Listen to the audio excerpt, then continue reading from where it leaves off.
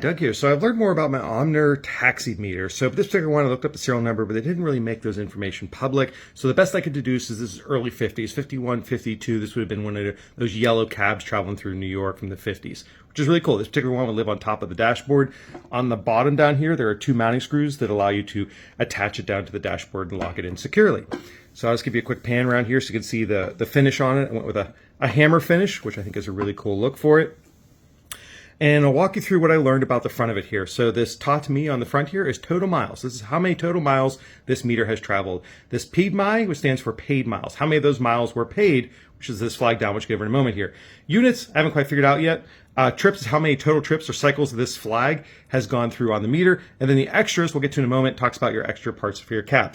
So let's say you're a taxi driver and you want to engage the person coming in. Well, first thing they know to go to the taxi is this flag is up in the air. With up on the dashboard, which basically means I'm for hire. I'm ready for a fare to come in or a person to come take a trip.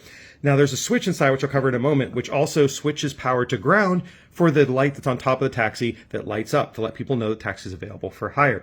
So once you hop in the cab, they will turn this to the left to engage that they want to engage it. They'll pop this down, and I'm going to go ahead and take it the whole way around here. And you can hear it start ticking. There is a mechanical timer inside, an actual wind-up clock. That's what this little thing on the front here is for. You actually wind the clock up. So my guess is between each cab fare, when they hopped out, you give this like 5 cranks and you'd be ready for the next fare to come through, which is kind of cool. So down here you can see the fare. These all numbers have been re-hand painted, re-blacked, and done up. These ones over here that look yellow and still dirty, believe it or not, those have been cleaned. Those, turns out, they're the same color as this like bronze color on the outside here. So that is intentional color they chose for that. But I did have to go through and re-black some of the black on the back by hand. Now, as it's sitting there counting, that timer is actually registering fare, how much time you sat in the taxi cab not moving. So they always say you're on the clock. Well, there's the clock running, meters running. Now, one option too, you see here where it says hired, the taxi cab driver, if you hop out of the cab for a brief moment or he just goes in to use the restroom, you can have it stopped. So basically the meter's not running at the moment, but your fare is still in active use. I bring this back down, goes back to hired, starts ticking again. So it's a really cool little system. Also, too, if you run this all the way around, we'll get to that in a moment, it will do a full reset.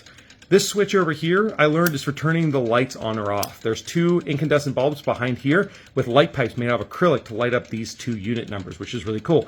They are 6-volt lamps, because back then vehicles were 6-volt electrical systems, and trying to find a 6-volt, 2.5 amp power supply is getting a little tricky. I did run it off a bench top, and I did light it up, so I'll post a picture up later of that, what it looks like. It's actually really beautiful. So I'm going to try to get that figured out. The extras here, when you press that, engages your additional extra charges that you would then add on. This particular one, I think, maxes out at 100. Yes. And this is, again, pre-programmed from the factory, the way it would be set up for the cabbies. This particular one was removed from the cab near the end of its life, I'm guessing, and was serviced, oiled, set up. And I noticed all these trackers for the total miles were set back to 0, which I think was really cool. So it means it just sat on the shelf until that factory or company went out of business and ended up at a store where I ended up picking it up. And you can see here, time just tracked over. So what I'm going to do is I'm going to take the flag back up here just so I can stop the incessant ticking. And we're going to lift this cover off.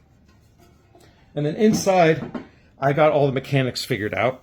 So over here, this particular item, this is that switch I was talking about. And that's what will engage or disengage the light on top. And then back here is the timer module that you're actually cranking up to power. And there's a giant spring inside. I did end up rewiring it, so that's the new wire harness inside. So I get the power supply for it. And I went through and re-greased all the gears and sprockets to get that all figured out. So from the top here, you can see all the indicators. And if I take this flag around, you'll watch everything counts, indexes, and resets, which is just a thing of beauty, if you ask me. And there is a cog inside that the time tracks. And in the back here, there's a wheel with sprockets that mechanically adds time and distance together. So what we're going to do, we're going to go ahead and engage this one more time. And I'm going to show you this section back here. So this is where the transmission connects. So from the bottom, there's a little square drive, a little Robertson that comes out from a flexible shaft off the transmission in the taxi cab.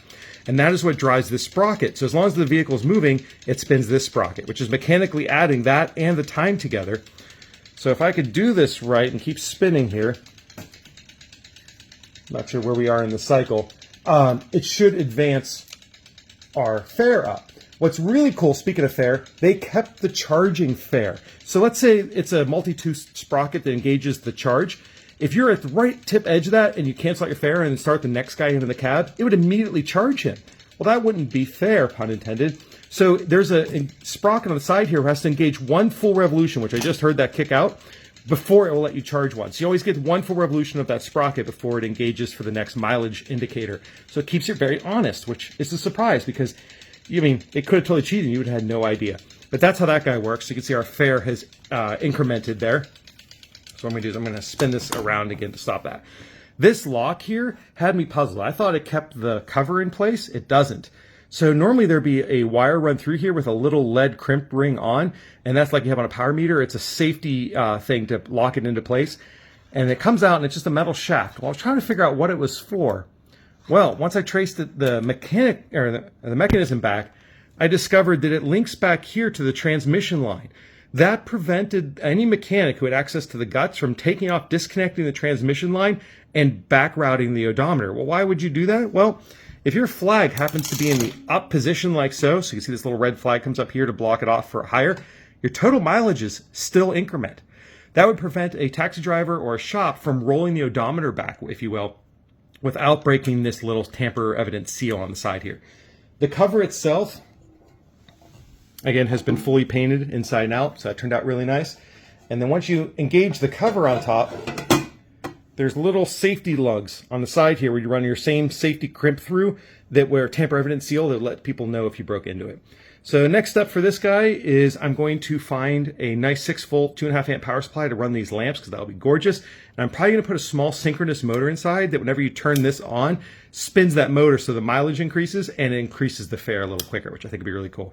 Some of you keen-eyed may have noticed the roll pin I didn't put all the way in, the tapered pin. It's a hell of a job getting it back out. I want to make sure I'm completely done modifying it before I reset that in fully. But if you guys get a kick out of my Ohmer taxi fare meter from the 50s. Thanks for watching.